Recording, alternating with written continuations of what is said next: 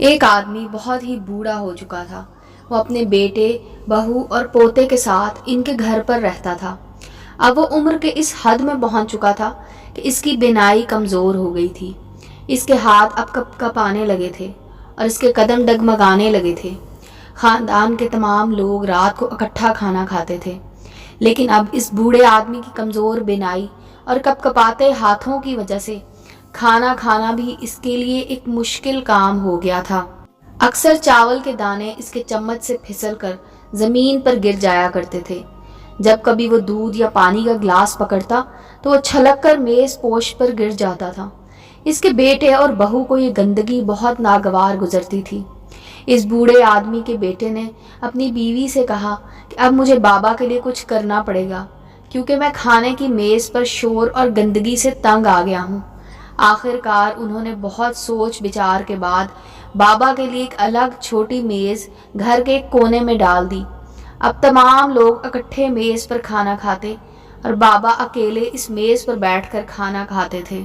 क्योंकि बूढ़े बाबा ने बहुत से गिलास और प्लेटें तोड़ दी थी, इसलिए अब खाना इन्हें लकड़ी के कटोरों में दिया जाता था। कभी कभी जब खाना खाते हुए इसके बच्चों की निगाह इस पर पड़ती तो वो बाबा की आंख में आंसू देखते, क्योंकि बाबा को अकेले खाना पसंद न था। लेकिन इसके बावजूद इनको कभी एहसास ना होता, बल्कि जब कभी कोई चम्मच गिरता तो वो बड़ी नागवारी से अपने बाबा को देखते।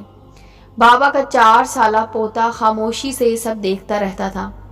एक शाम खाने से पहले बाप ने देखा कि इसका 4 साला बेटा लकड़ी के कुछ टुकड़ों से खेल रहा था। उसने अपने बेटे से बहुत प्यार से पूछा कि वो क्या बना रहा है, तो बच्चे ने बहुत मासूमियत से जवाब दिया कि मैं आपके और अम्मी के लिए लकड़ी के प्याले बना रहा हूँ, ताकि जब मैं बड़ा हो जाऊँ तो आप लोग इस प्याले में खाना खाएं।